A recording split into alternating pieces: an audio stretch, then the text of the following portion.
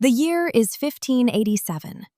A group of 115 English men, women, and children arrive on Roanoke Island, on the coast of what is now North Carolina, seeking to establish England's first permanent colony in the New World. They bring hopes, provisions, tools, the expectation of a new beginning.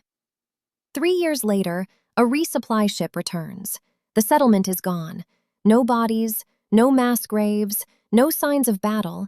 Only one enigmatic clue, the word Croatoan, carved into a wooden post. What happened to the lost colony of Roanoke has been debated for 4 centuries. For a long time, the mystery invited fanciful theories. Spanish attack, alien abduction, disease swept through overnight. Today, archaeology and a deeper understanding of the colony's psychological and environmental context give us a more grounded, if still incomplete, picture. This is the story of what we know, what we've learned recently, and the human realities that may explain why 115 people simply disappeared from a thriving encampment. When the newcomers landed in 1587, relations with local indigenous communities were complicated. Initial contact had been shaped by earlier expeditions, with trade, uneasy alliances, and occasional conflict. The settlers, under the leadership of John White, were not well supplied.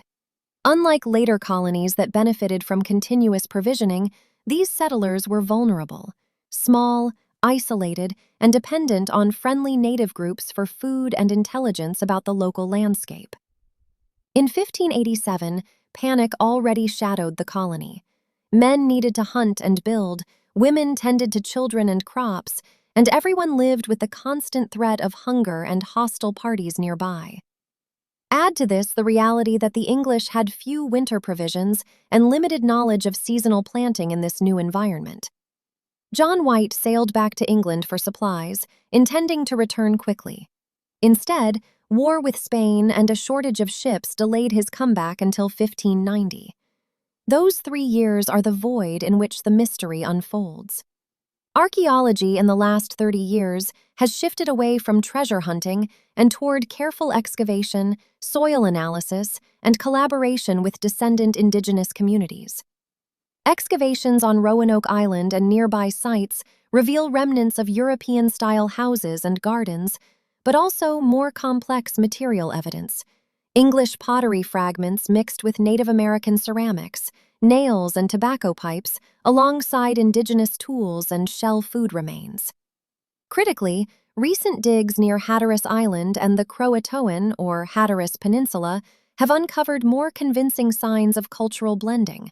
Hybrid items, European goods incorporated into indigenous daily life, and changes in diet matching a group living off local resources.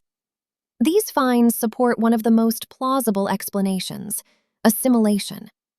Rather than a dramatic massacre, many scholars now argue the colonists sought refuge with friendly Croatoan people. Faced with dwindling supplies and growing hostility from other native groups, integration into a local community would have been a reasonable, even necessary survival strategy. Carving the word Croatoan into a post may have been a deliberate message, an instruction for the resupply ship to look on Croatoan Island for the relocated colonists. But assimilation doesn't erase the suffering. Psychological panic is easy to underestimate. When food runs low, when leaders are absent, when fear pervades a settlement, decision-making narrows to immediate survival. Families split, children are sent ahead, alliances are tested. The trauma of displacement can make people take desperate measures and scatter across a landscape, making later detection difficult. If colonists intermarried, if they were absorbed into communities already wary of outsiders, their English identities could slowly vanish from the historical record. Genetic and isotopic studies have added tantalizing hints. Skeletal remains unearthed in the region show European ancestry mingled with indigenous lineages in later generations. Oral histories from Hatteras Island include tales of pale-skinned or partially English-looking people living among native groups. None of this is definitive proof, but it aligns with the theory that the lost colony did not vanish so much as change form. So where does that leave us?